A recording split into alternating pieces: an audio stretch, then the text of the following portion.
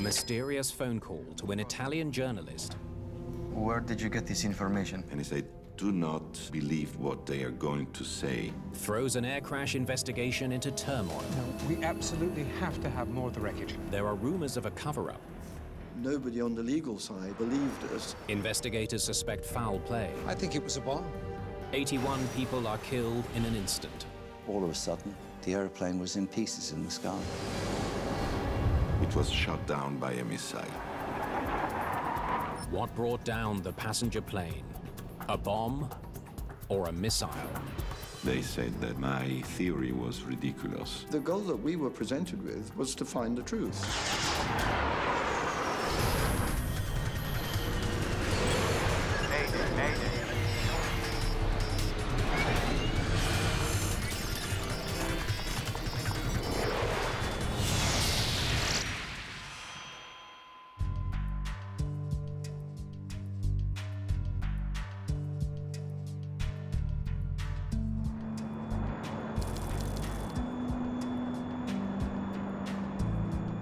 In the glow of the setting sun, Itavia Airlines Flight 870 cruises 29,000 feet above the Mediterranean Sea. Good evening, 870, maintaining 290 over Puma. Roger. Proceed Latina. Fonza. Roma, 870. Captain Domenico Gatti and First Officer Enzo Fontana are at the controls of the DC-9. The crew had the kind of experience that you would hope to see with your own particular crew on the flight that you're just about to take. And the flight itself was short and very easy to do. Among the 77 passengers is Alberto Bonfietti, a journalist on his way to meet his family in Palermo. Grazie. Mio fratello Alberto.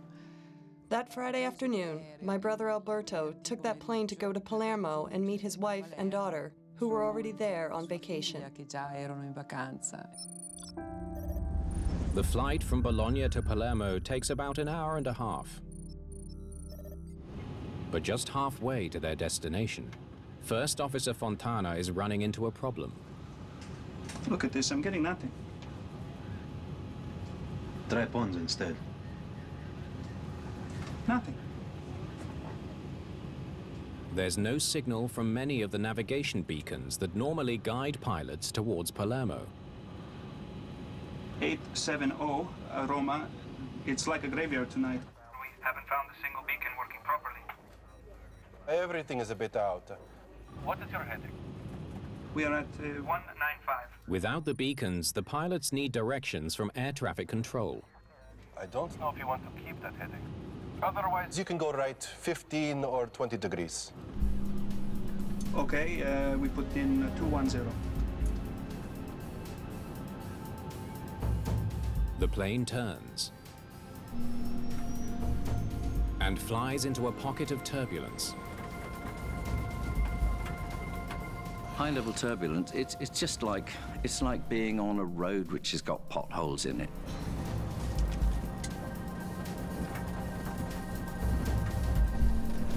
On many flights that anybody will take at some stage during the journey, you will encounter some degree of turbulence.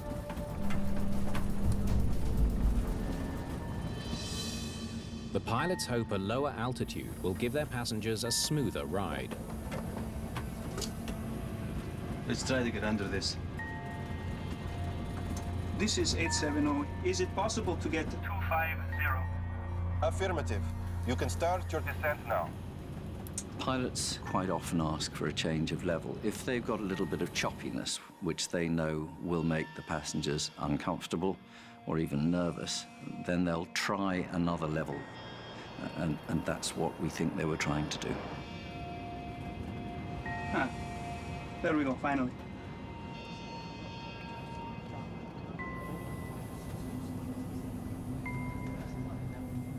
There's more good news. Palermo's coming in well. The navigation beacons are now working. And We have the Ponza DME. Good. Call back for descent. thank you for everything. We'll call you for descent. 870. The controllers will have no further contact with the pilots until they begin their landing.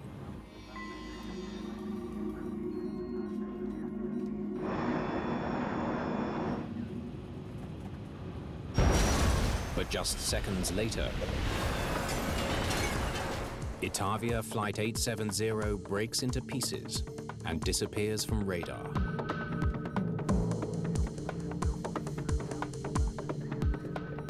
Itavia 870, Rome.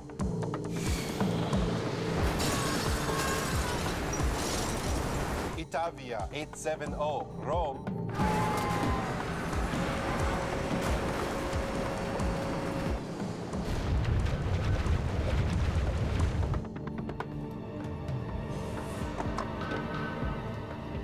We're missing a flight. Itavia 870. It's gone. Flight 870 has crashed into the Mediterranean Sea. It's very surreal for a controller to go through an experience like that, because you can't quite believe what you're seeing. I mean, accidents are very, very rare. So when you're a part of one, when you're watching one happen, you don't quite believe it. By morning, Italian search and rescue teams are scanning the waters near the plane's last known position. Family members waiting at the airport are told only that the plane is missing, its fate unknown. The first words we heard were that the plane was assumed to be lost. Searchers soon confirmed the worst. There are no signs of any survivors. All 81 passengers and crew are dead, including Alberto Bonfietti. I bought my brother's ticket for that damn flight, and I never saw him again. The loss of Flight 870 makes news around the world. There seems to be no way to explain why a modern airliner fell from the sky so suddenly. Andrea Purgatori is a well-known reporter for one of Italy's largest daily newspapers.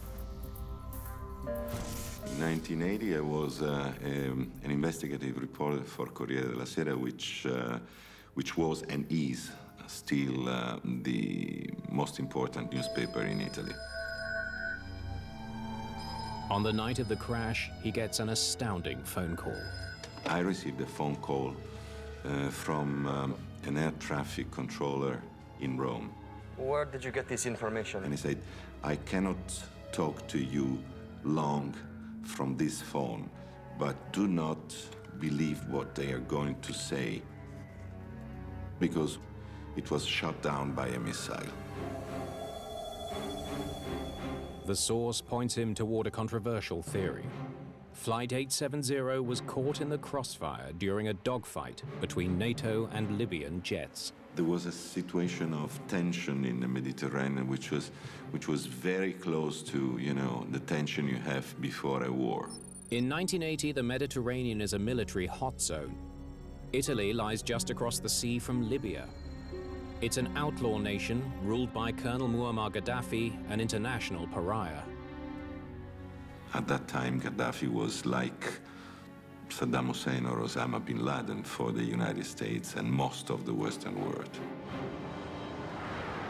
Has the political tension between Libya and the West somehow claimed the lives of 81 innocent people? Yes. I can guarantee your identity is safe with me. Purgatori is convinced he's on the verge of breaking a major international story. That was a kind of story that, as a reporter, you can, find probably once in your life, once in your career. Okay, let's meet. But it will take more than 30 years to find out what really happened that night in the skies over Italy.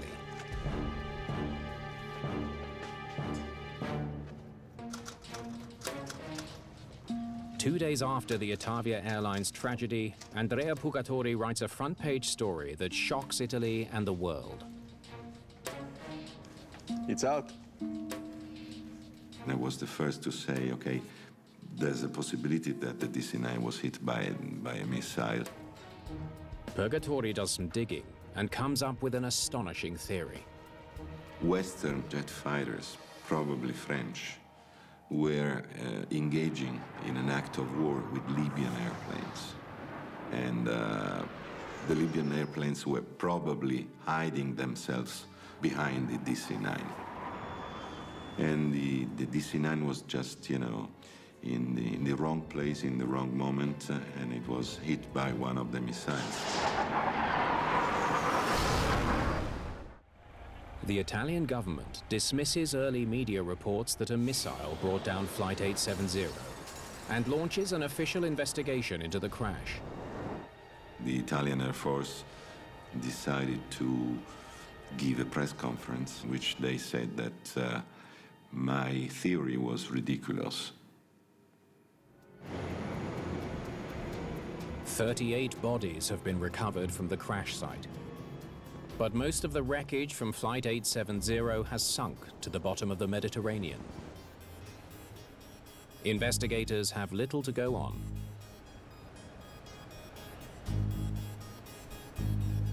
Is this all we have? The early investigators of this accident didn't have very much to look at. There wasn't very much wreckage. They hope air traffic controllers on duty at the time of the crash will have more information. There was some problem with the beacons on the night, but otherwise everything seemed fine. But the controllers have no idea what went wrong. Palermo's coming in well. Good. Call back for descent. They heard no sign of trouble from the crew. Thank you for everything. We'll call you for descent, 870. If it's a slowly gathering emergency where things go wrong bit by bit until the aircraft becomes uncontrollable, the pilots are sure as hell going to tell somebody. They didn't. They didn't have time to. So whatever it was had been really sudden. A mid-air collision could explain the accident. The controllers can't say for sure if there were other aircraft nearby. Their radar is tuned to detect airliners and may not have picked up smaller planes. This is Alto Tessa.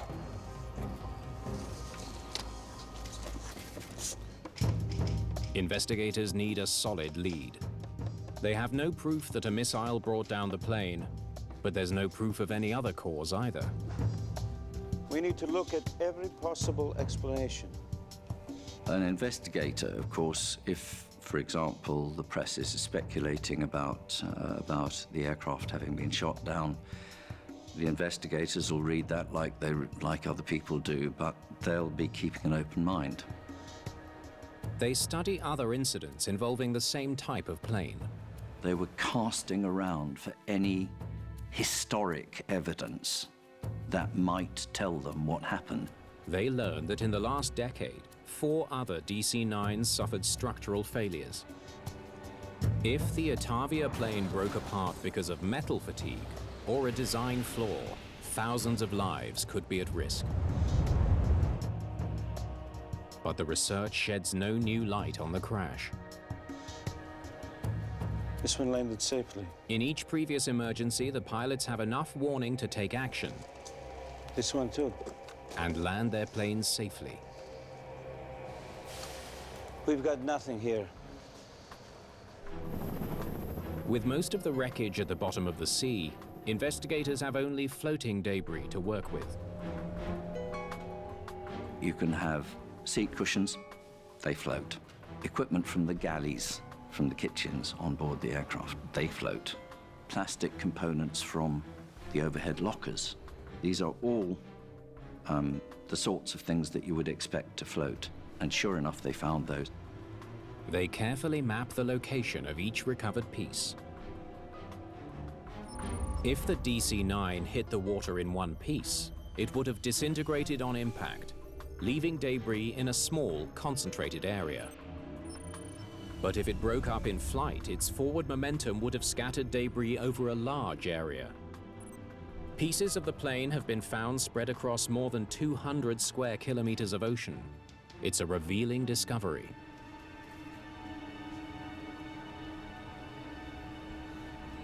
Too far apart to have happened on impact. The crew didn't know it was coming. Air traffic control didn't know it was coming. And then all of a sudden, the airplane was in pieces in the sky. Investigators scrutinize the debris for evidence that another airplane collided with Flight 870. They find nothing. Speculation about a missile strike only grows stronger. Certo. Certainly there were many reports. The newspapers, the television, the media talked about it a lot. Hanno ben parlato. Okay. Investigators hope a detailed analysis of the radar can give them some answers. They want to know if there was anything else in the skies that could have brought down the plane. They contact John McAdoo of the U.S. National Transportation Safety Board. All right, let's see what we can see. McAdoo is well suited for the job. He's a former Navy pilot and a radar expert. There is an obligation for the United States to help other countries with their investigation of an aircraft accident in their country if it was a United States manufactured aircraft. In this case, it was a Douglas DC-9. He studies an enhanced version of Flight 870's radar track, one that shows more detail than the air traffic controller could see. I received their radar printout, which included the beacon code track of this DC-9. Looks like this is where it broke up. Here are the pieces here. Radar works by bouncing radio waves off objects. When a plane breaks apart, each piece creates its own signal or return. Air traffic controllers tune their radar to detect airliners, but radar can be adjusted to display other objects. I want to get a closer look at this. You eventually start getting more than one radar return, so there's plenty to see. McAdoo sees no sign of a mid-air collision. Now, what have we here? But he does notice something unusual. There are 3 unidentified radar blips to the west of Flight 870. McAdoo reaches a startling conclusion. At that altitude and this kind of speed, I'd say that was a high-speed jet. He could see traces of another airplane, which was not a civil plane. Coming from the west, at that time of day, they'd never see them coming. This unidentified object came out of the sun, which is a standard fighter pilot technique. Blinded by the sun, the DC-9 pilots would have had little chance to spot an incoming jet. I told him that it was possible that something was fired from another aircraft. It was quite clear that it was a fighter shooting a missile. McAdoo's analysis makes it more likely than ever that a fighter jet was flying near the DC-9. 3 weeks after the crash, new evidence comes to light. The wreckage of a Libyan fighter jet is found in the mountains of southern Italy. The discovery raises more suspicion and adds fuel to the missile theory. In my opinion, there were French fighters taking off from the base of Solenzara in the island of Corsica, intercepting the Libyan planes, and there was an act of war. For reporter Andrea Purgatori, the crashed fighter confirms his belief that Flight 870 was an unintended casualty in a secret skirmish between NATO and Libyan jets. Were the French firing to the Libyans or the Libyans firing to the French? This is difficult to say, but then the French fighters tried to chase the Libyan plane until it crashed on the mountains of Calabria in the southern part of Italy. The aircraft disappeared. There was an explosion. Was it a missile? Certainly, I thought, yeah, this is going to be distinctly possible. So far, the evidence for a missile strike is circumstantial. Then investigators get a lucky break. They come across an intriguing clue, a piece of shrapnel embedded in the body of a passenger. If they can identify where it came from, it might tell them what caused the explosion. There's something I would like you to see. Italian investigators travel to Washington with the piece of metal. Welcome to Washington, sir. Grazie. Is this it? Yes. They ask the NTSB's John McAdall to help identify it. Okay, let's take a look at it. It was about that size of a pen, slightly curved, okay, flat on one side. Now, where are you from? It was found in the thigh of one of the passengers. At NTSB, we had structural schematics of the entire DC-9. And based on what I thought about missiles, I started looking at the middle of the aircraft. The type of metal hints that it's from outside the cabin. We're going to need to look at the wheel wells. We went and looked in both wheel wells and matched this piece of metal up with the curved ribbing, unique ribbing on this panel. Next. Under the right wheel well, not the left wheel well. It wouldn't match the left wheel well.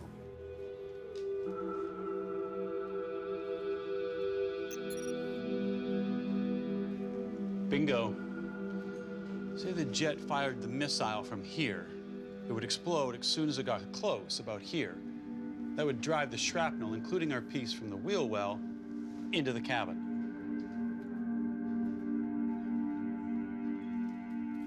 So to me, it was conclusive information. My reaction after John McAdall's conclusions was, I was right.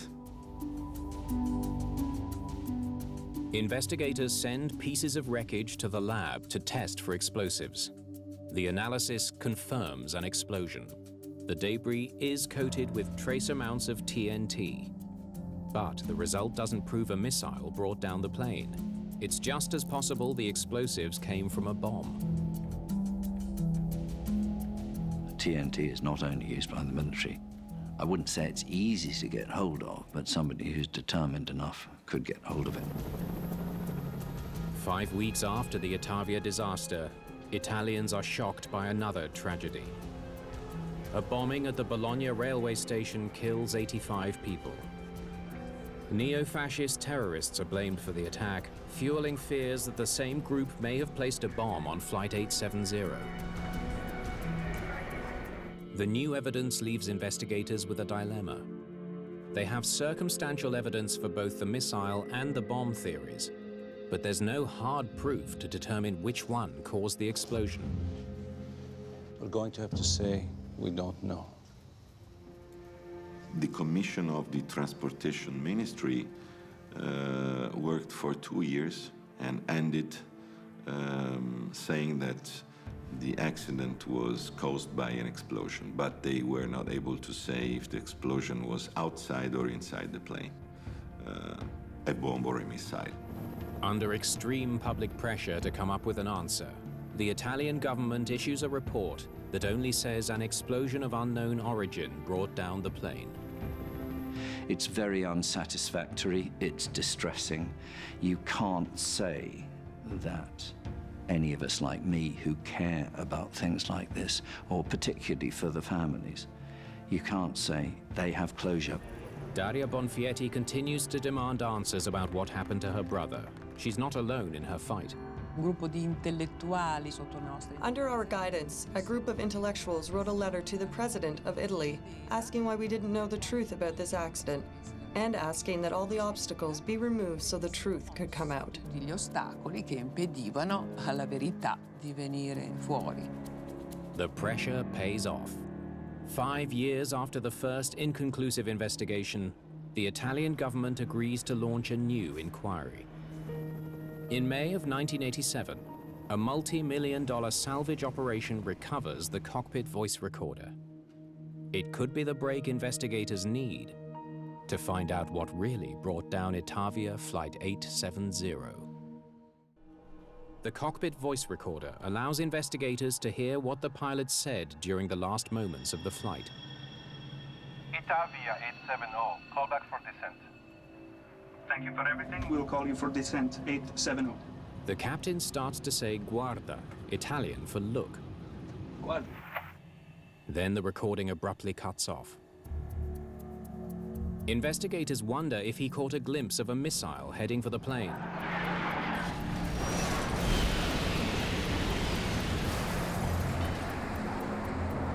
It's what you would expect someone to say if they saw something that was really strange coming toward you. Conjecture is that he was starting to say, look. But you might say, look at the artificial horizon. Could have been that. The salvage effort has recovered hundreds of pieces of debris from the sea floor. They're now being reassembled at a hangar near Rome. More than 50% of the aircraft remains missing, but the outline of the plane begins to take shape. It's a jigsaw puzzle. If you'd theorized on how the aircraft came apart, the more you can visually build up this picture, the more clear that becomes. A key piece of debris adds weight to the theory that a missile hit the plane. It has two small holes with edges that bend in, not out. Investigators have also discovered debris in a seat cushion from the cabin. It's from a galley at the front of the plane.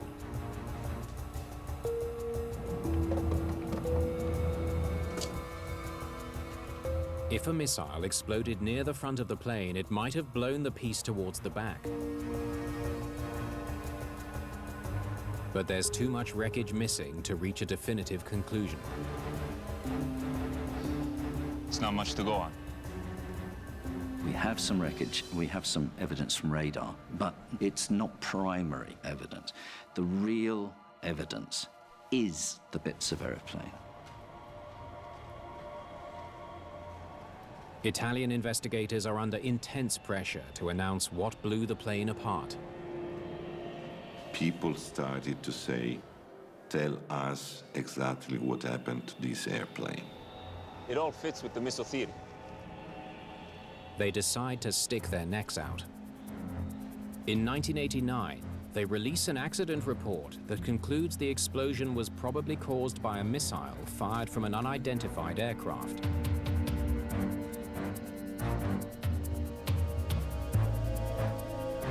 As the first person to advance that theory, reporter Andrea Purgatori feels vindicated. I was right.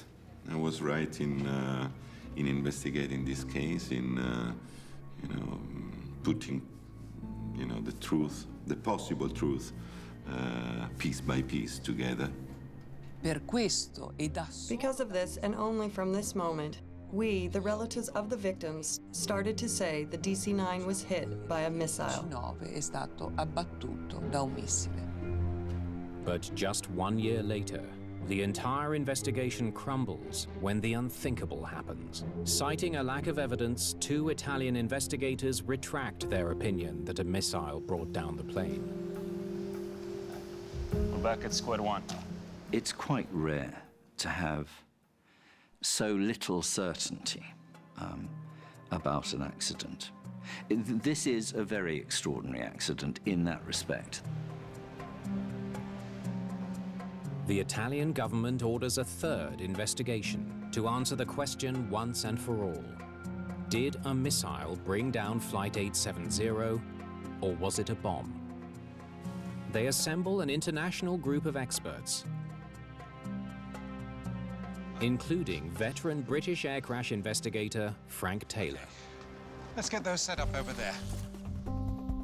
The goal that we were presented with was to find the truth, to find out what had actually happened and report on that. And that was fair, that was absolutely splendid, because that's what you do in an investigation. You look at the evidence and try to work out what it means. Taylor is uniquely qualified to identify evidence of a bomb. He's investigated more than 20 air disasters, including the bombing of Pan Am Flight 103 over Lockerbie, Scotland. In 1988, Libyan terrorists planted a bomb in the cargo hold of Flight 103. When it exploded, it destroyed the plane, killing 270 people.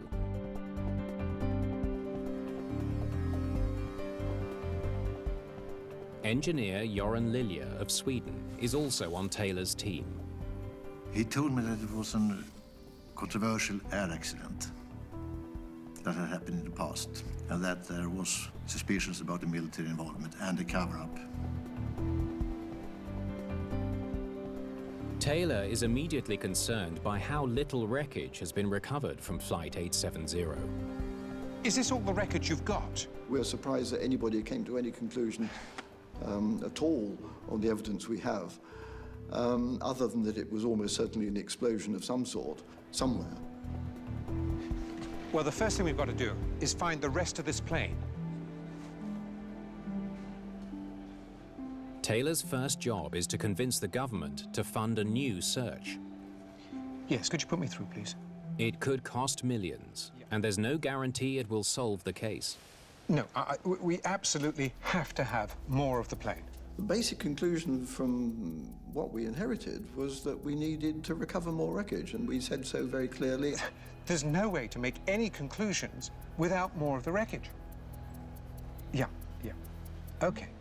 Okay, thanks very much. Thank you, bye. If anyone can find the wreckage, it could be Taylor. During the Lockerbie investigation, he helped create a software program to locate widely scattered debris. You have two effects. How far a piece will travel in the direction that the aircraft was originally traveling, and how far it'll be blown downwind by whatever winds there are. But the computer can do this very easily. Taylor convinces the Italian government that his program can find more wreckage. Okay. Altitude around 24,000. They approve his request for a new salvage operation. Wind is westerly, about 100 knots. But the pressure's on to deliver.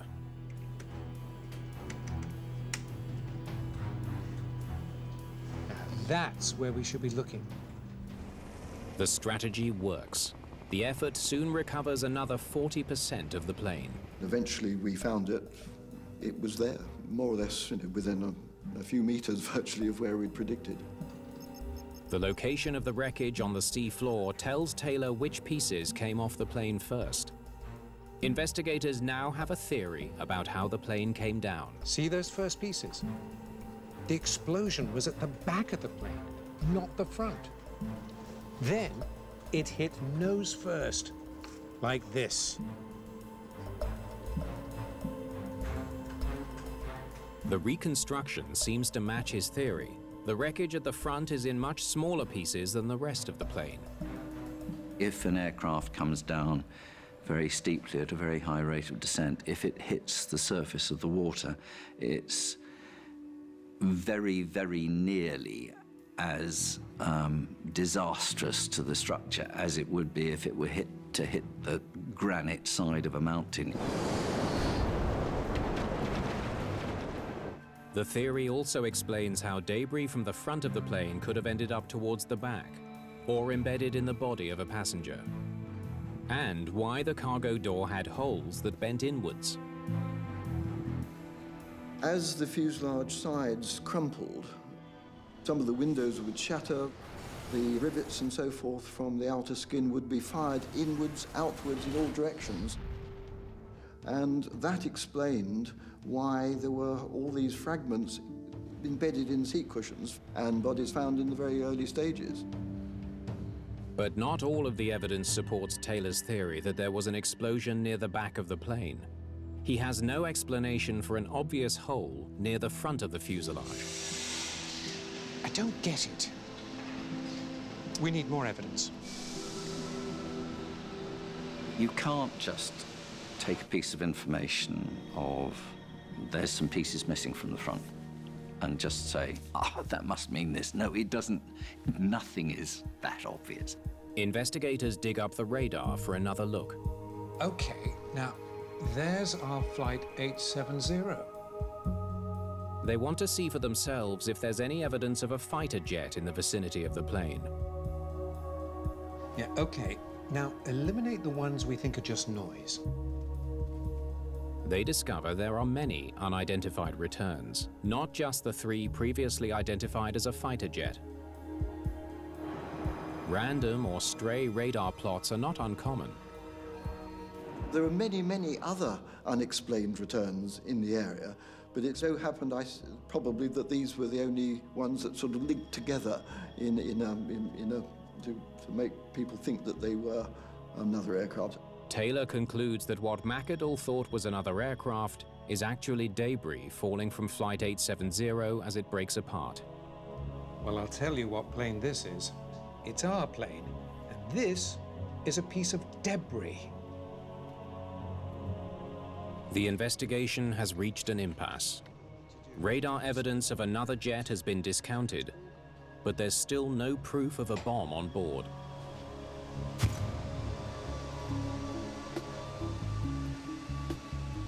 Then Frank Taylor notices something odd near the back of the plane. There are a number of small, crumpled pieces of debris mixed in with areas that are nearly untouched. Something's not right. For Frank Taylor, it's a sign the debris has been placed in the wrong location. Basically, it just looked wrong. The progression of damage from intense crumpling, very small pieces, to very large pieces, and then back to small pieces just did not make any sense at all. One piece of wreckage stands out. Those numbers. I've seen them somewhere else. I came across quite a large piece of skin which had got penciled numbers written on the inside close to the stringers. Those are the horizontal stiffening pieces along the fuselage. I had never seen that piece before, but I remembered somewhere seeing another piece with penciled numbers on. Couldn't remember exactly where. I had a rough idea, so I just went looking.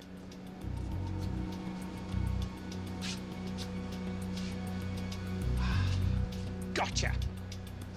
Can you remove that piece for me, please? And eventually I found it in the forward fuselage, and the numbers ran consecutively from the piece in the forward fuselage to the piece on the rear. Okay. A little bit further down, a little bit further down, a little bit further. That's it. That's where you belong. Lovely. Could you wire those in? And that was the first bit, and that gave us then total confidence that, yeah, okay, this is going to work. Once all the debris is checked and moved to the correct position, evidence of a missile hit on the front of the aircraft is gone. We could quite clearly see that there'd been no explosion of a missile outside in the areas that the previous commissions, going right back to the early stages, had predicted. We had brought up most of the skin of the airplane, so a pattern of missile debris would have been seen somewhere at least, but there was no sign of that at all. The reassembled fuselage reveals a new hole at the back of the plane. It appears to have been caused by a bomb. Have a look what we've got. Yes, well, we know what that is.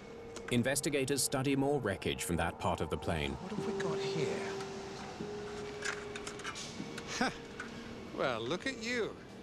The steel wash basin has been bent upwards by an explosion. Just what investigators would expect to see if a bomb exploded in the rear lavatory. Yeah. The more we discovered, the more they all pointed back to an explosion in the rear toilet area. Taylor and his team finally have enough evidence to say what brought down Itavia Flight 870.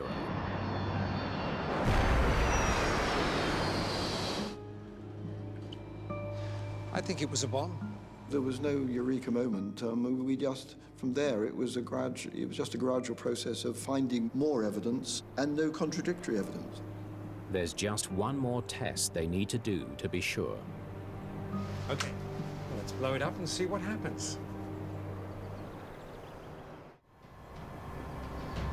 Okay, let's do it. Investigators place explosives inside a DC-9 lavatory to test their theory that a bomb brought down Flight 870. 3, 2, 1.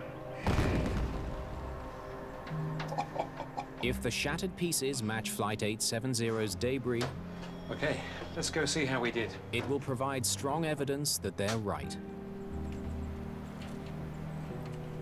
The explosion creates distinctive damage. It's nearly identical to what was seen in the debris from the lavatory of Flight 870. Okay, measure that one, will you?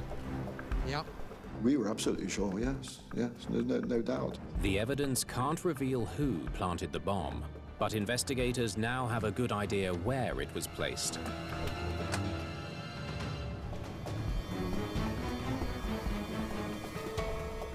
The bomb was probably small enough to hide inside the tissue holder or behind the wash basin. You can put something in there, you can reach around behind that and get closer to the aircraft skin. Based on the physical evidence, the aircraft's last radar return, and the location of debris, investigators now have a clear picture of Flight 870's final moments. Itavia 870. Call back for descent. Thank you for everything. We'll call you for descent 870. What? There was an explosion close to the pylon of the right-hand engine, which caused the right-hand engine to come off. In less than 10 seconds, the plane breaks apart and plunges into the sea. In 1994, after 4 years of work, Frank Taylor's team files its report. For the first time since the disaster, investigators claim to have indisputable evidence that a bomb blew up Flight 870. Frank Taylor's team didn't reach any conclusions except ones which were based on hard physical evidence. There was no theorizing going on. Taylor's report is the last word on the technical investigation of the Itavia tragedy. But in Italy, his findings are overshadowed by an ongoing judicial inquiry that has been consumed with the missile theory since the beginning. In Italy, really, the judiciary just seemed to be able to ride roughshod over whatever's happening. Well, we were told that, in effect, that our report was useless. The judiciary in Italy just found Frank Taylor's findings inconvenient. I don't think they ordered it not to be published. They just made a decision that they wouldn't publish it. Most Italians still believe in the missile theory, despite scientific evidence to the contrary. The public opinion was much more intrigued by the possibility that there was a cover-up, military or political cover-up. In 2013, at a hearing to assign financial liability for the accident, the Italian Supreme Court rules that a missile of unknown origin shot down Flight 870 and orders the government to pay 100 million euros to the victims' families. The ruling is a relief to the families, but leaves some wondering if important evidence was ignored. I'm sorry, but Italy is a dreadful place to have an aviation accident. If you want the truth, you're less likely to find it there than just about anywhere else in the world. For air accident investigator Frank Taylor, the evidence speaks for itself. We discovered quite clearly that somebody had planted a bomb there, but nobody on the legal side, it would appear, believed us, and therefore, so far as we're aware, there has been no proper search for who did it, why they did it, or anything else. As an engineer and an investigator, I cannot see why anybody would want to consider anything other than the truth.